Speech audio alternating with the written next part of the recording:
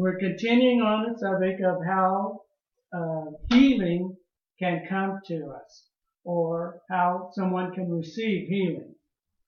In Matthew chapter 9, beginning with verse 1, it said, talking about Jesus, he entered in a ship and passed over and came into his own country. And behold, they brought to him a man sick of the palsy, lying on a bed. And Jesus, seeing their faith, said unto the sick of the palsy, Son, be of good cheer, thy sins be forgiven thee. And behold, certain of the scribes which said within themselves, This man blasphemeth. And Jesus, knowing their thoughts, said, Wherefore think ye evil in your heart? For whether is easier to say, Thy sins be forgiven thee, or to say, Arise and walk?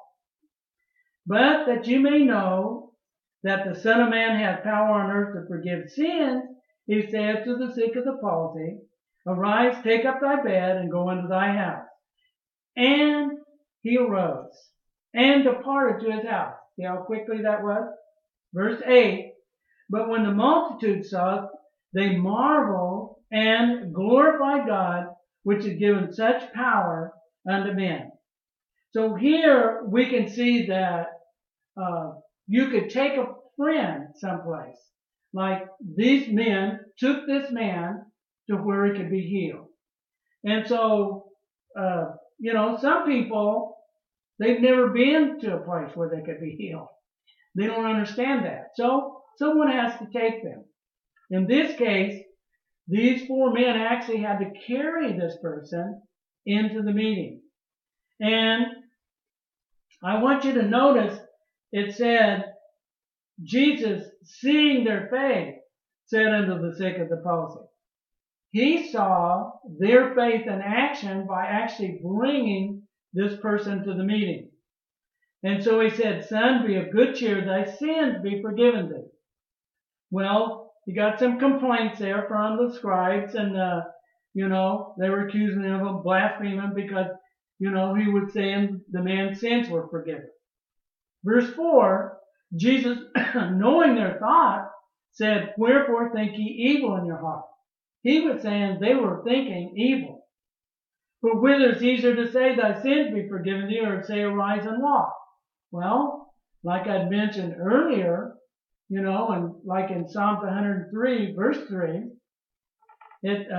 David said, Who forgiveth all thy iniquities, who healeth all thy diseases. In one scripture right there, there's the forgiveness of sins and the healing of the physical body. And of course, in Isaiah 53, 4 and 5, two scriptures there, you'll find forgiveness of sins, healing of the body. And if you went to 1 Peter 2:24, looking back, the finished work of the cross, and 1 Peter 2:24, you find the same thing, the forgiveness of sins and healing of the physical body. So, Jesus was only doing what was already recorded in Scripture. And you and I can do the same thing. Now, so he's saying, whether it's easier to say, Thy sins be forgiven thee, or say, Rise and walk. But that you may know that the Son of Man hath power on earth to forgive sin, what did he do? He saith to the sick of the palsy, Arise, take up thy bed, and go into thine house. Now, why did he have the point of his sins here? Simply because under the Old Testament, if you had sickness, you had sin. It was sin that got you into that sickness. And of course it could be that way in the New Testament. Or it could be sins of commission, or it could be sins of omission.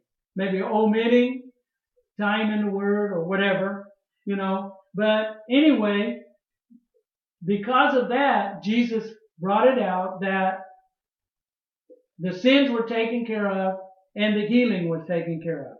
Right? And so he simply said, Arise, take up thy bed, and go unto thine house. And then in verse 7 it said, He arose and departed to his house. Well, the multitude saw what happened there, and they were glorifying God. So that was a good thing, right?